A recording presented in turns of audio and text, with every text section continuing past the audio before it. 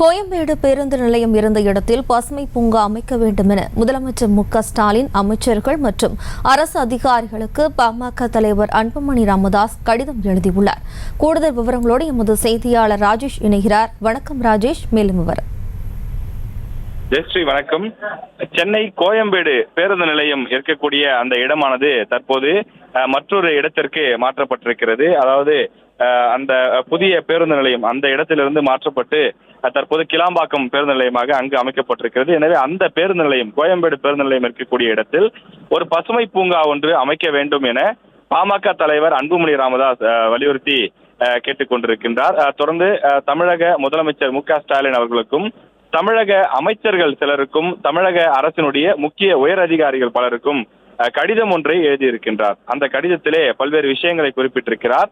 அதில் சென்னை மாநகரை வாழத்தகுந்த செழிப்பான சிறந்ததொரு மாநகராக மாற்ற கோயம்பேடு புறநகர் பேருந்து நிலையம் செயல்பட்டு வரும் பகுதியில் 50 முதல் 60 ஏக்கர் பரப்பில் ஒரு பெரிய பசுமை பூங்கா ஒன்றை அமைக்க வேண்டும் என அவர் வலியுறுத்தியிருக்கின்றார்.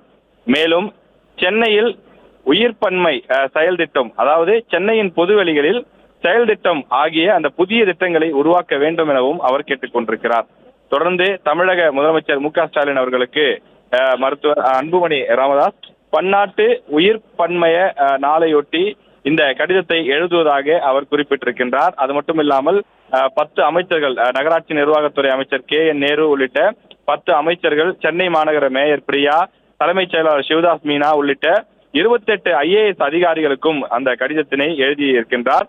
அதில் அந்த பசுமை பூங்காவினுடைய தேவை என்ன, அந்த பசுமை பூங்கா இருந்தால் பொதுமக்களுக்கு எந்த வகையிலெல்லாம் அது உதவும் என்று அவர் குறிப்பிட்டிருக்கின்றார்.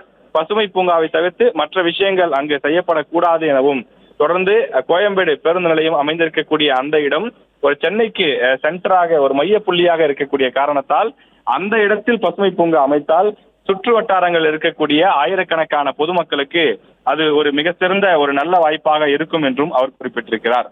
ஒரு பகுதியினுடைய அந்த தட்பவெப்பம், அங்கு பெய்யும் மழை, கிடைக்கும் தண்ணீர், இயற்கை நோய் தடுப்பு சூழல், சுவாசிக்கும் காற்று போன்ற எல்லாமும் இந்த உயிர்ப்பன்மையால் நடைபெறுகின்றது எனவும், எனவே இது போன்ற விஷயங்களுக்கு இது போன்ற பசுமை பூங்காக்கள் என்பது மிகவும் முக்கியம் என்றும் அவர் குறிப்பிட்டிருக்கின்றார். எனவே இந்த கோரிக்கையை ஏற்று தமிழக அரசு சென்னை கோயம்பேடு பேருந்து நிலையம் இருக்கக்கூடிய இடத்தில் ஒரு மிகப்பெரிய பசுமை பூங்காவை கொண்டு வர வேண்டும் என பாமக சார்பில் வலியுறுத்தி கேட்டுக் கொள்வதாக அன்புமணி ராமதாஸ் குறிப்பிட்டிருக்கின்றார். விவரங்களுக்கு நன்றி ராஜேஷ். செய்திகளை உடனுக்குடனும் துல்லியமாகவும் தெரிந்து கொள்ள சப்ஸ்கிரைப் பண்ணுங்க.